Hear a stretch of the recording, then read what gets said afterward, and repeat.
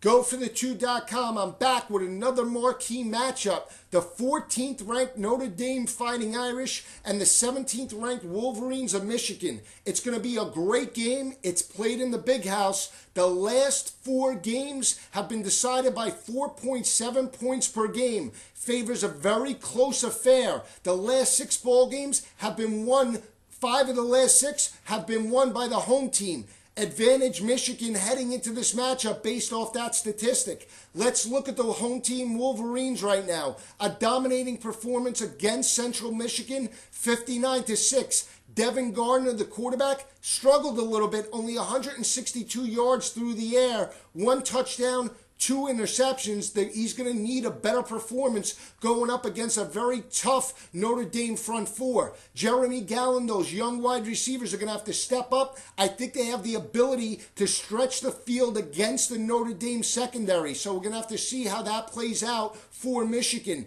Fitz Toussaint, a very solid day on the ground, scored a couple of touchdowns. But I think if you're Brady Hoke and the coaching staff, you need to throw the ball on 1st and 2nd down to loosen up the Notre Dame defense. I think if you try and run the football on 1st and 2nd down with Toussaint, that's a recipe for disaster heading into this matchup. I think Michigan's a better team with Devin Gardner under center than they were with Denard Robinson. He's a better pocket passer. He allows the Wolverines to get the ball vertical. He has a very nice touch, and he makes good decisions. So I think the Wolverines this season are a much better team with Devin Gardner under center than they were with Denard Robinson. So that's a key matchup heading into this ball game with Notre Dame. Can Gardner get the ball over the top of the Notre Dame secondary? We're going to have to see.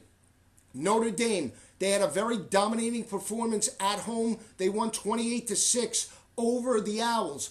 Couple of factors in that ball game. Let's start with the first one. Senior quarterback Tommy Rees, a very efficient, good ball game. 16-23, 346 yards, 3 touchdowns, no interceptions. He's playing with confidence. That's a plus if you're a Notre Dame fan heading into this matchup. TJ Jones, the wide receiver, 6 receptions, 138 yards. They're going to need him to make plays against a very tough Michigan defense. Let's look at the running game, though. I think if you're Brian Kelly and the staff, you need to get George Atkinson III involved in the passing game. He only caught 1 pass for 11 yards, but he has sprinter speed. If they can get him involved in the short to intermediate passing game, that'll open up the vertical passing game for Tommy Rees. And I think that that's a must to get Atkinson involved in the screen game and get him involved in the flat through the air will help Notre Dame tremendously in this ball game. Whether they can do that or not, we're going to have to see. If I have a concern, it's on the defensive side of the ball. They gave up 362 yards to Temple, but they gave up 228 of them in the air. That's a concern heading up against a very solid quarterback in Devin Gardner. Jeremy Gallon and those wide receivers are going to try and stretch the field. So if you're a Notre Dame fan, I think you need to be worried about the Michigan wide receivers heading up into this matchup. Let's look at one more statistic that jumped out at me. 9 penalties for the Fighting Irish. Very uncharacteristic of a Brian Kelly team.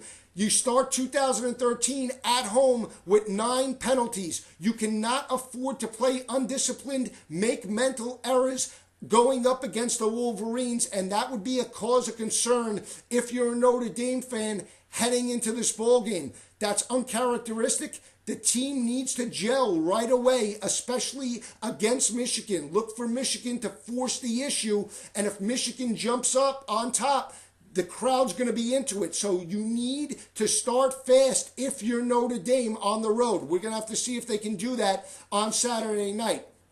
I'm going to have a prediction for this ball game a little bit later in the week, so stay with me. Just so you know, former Georgia Bulldog wide receiver Corey Allen, he was on my radio show last week. He'll be joining me again this Friday at 2:30 p.m. to talk about college football and the marquee matchups. So stay with me at blogtalkradio.com. The show is called the NCAA Weekly Blitz Show. You can follow me all season long at GoForThe2.com ncaablitz.com, and you could follow me on rantsports.com, contributing for the MAC conference. It's going to be a great year. We've had a major upsets already. I can't wait, and I cannot wait to watch this ball game. So stay with me all season long.